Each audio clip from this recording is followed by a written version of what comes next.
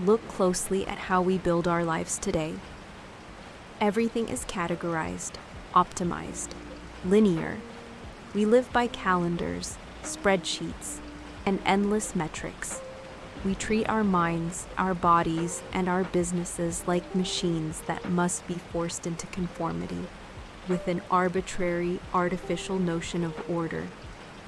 We wake up at 5 because a video told us to. We track our sleep, our habits, our focus blocks. We analyze our output as if our humanity were a flaw to be corrected. We are terrified of empty space. If there is a gap in our schedule, we fill it with noise. If there is a moment of silence, we drown it in a podcast, a metric, a plan. But underneath this pristine, optimized surface, there is a quiet, exhausting violence. We are constantly pushing against the grain of our own nature. We treat our careers as a linear sequence of events. Step 1, Step 2, milestone, exit. We believe that life is a series of strung out, one thing at a time sequences of words and signs. We reduce the vast, breathing complexity of our existence into a neat row of digital boxes.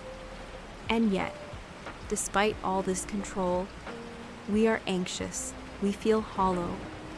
The moment we stop forcing the machine, we are paralyzed by a deep, human fear that if we let go of our tight grip on reality, everything will collapse into chaos.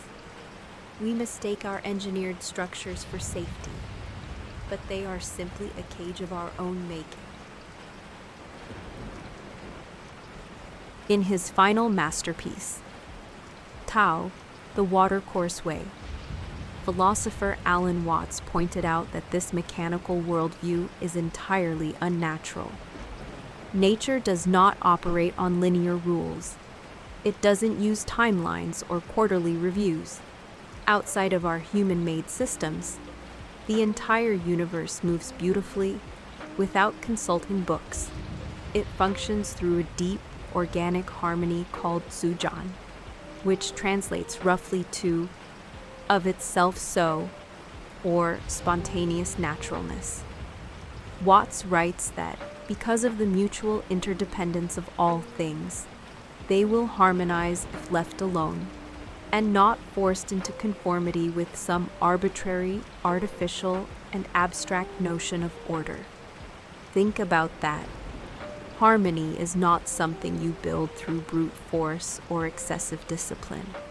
Order is not something you impose on yourself through sheer will. True order is something that emerges on its own, without external compulsion, when the mind finally stops interfering. But our modern conditioning has taught us the opposite.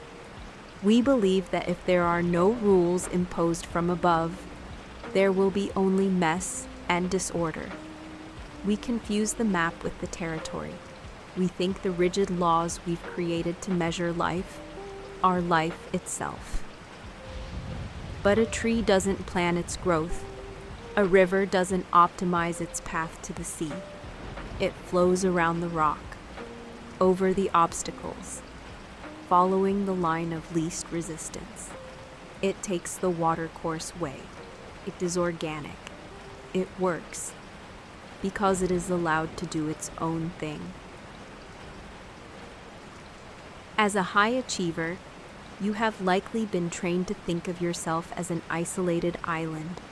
You believe your success is entirely a product of your individual will, your grit, your ability to outwork the chaos around you. But the Taoist view offers a radical reality check to the modern ego. Every single thing or event, what the Chinese text calls Shi or Wu, exists, only in relation to all others. Watts explains this beautifully.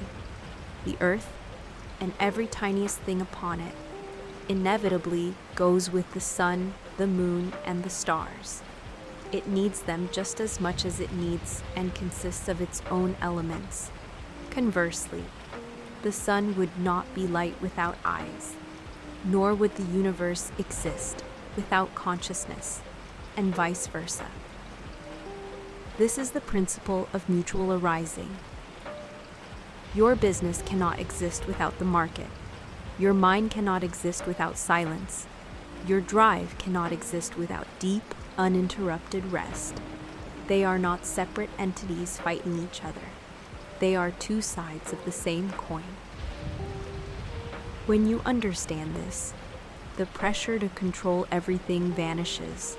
A natural order emerges of itself when things are left alone to follow their true nature, free from the anxiety of forced performance.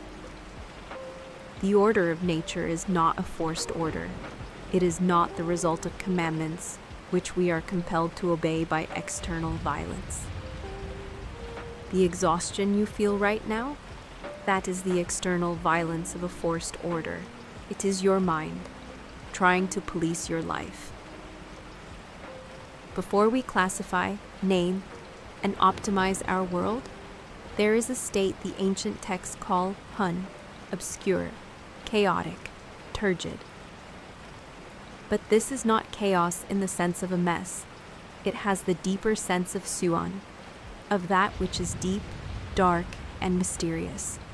Prior to any distinction between order and disorder, it is the raw, unshaped potential of your life before you grabbed a pen and slapped a metric on it.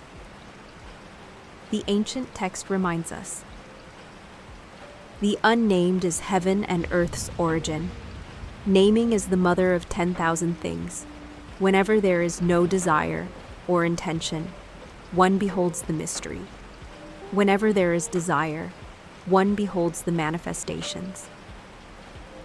When you are constantly driven by desire, by the intention to fix, to change, to scale, to achieve, you only ever see the manifestations. You only see the shallow, busy surface details. You miss the deep, quiet mystery of your actual existence. You miss the life that is happening right under your feet. There is a famous Zen poem quoted by Watts that sums up this entire philosophy in a single, quiet couplet. As I sit quietly, doing nothing, spring comes and grass grows of itself. The grass doesn't try to grow. It doesn't stress over its progress. The spring doesn't fight the winter. It simply arrives when the time is right.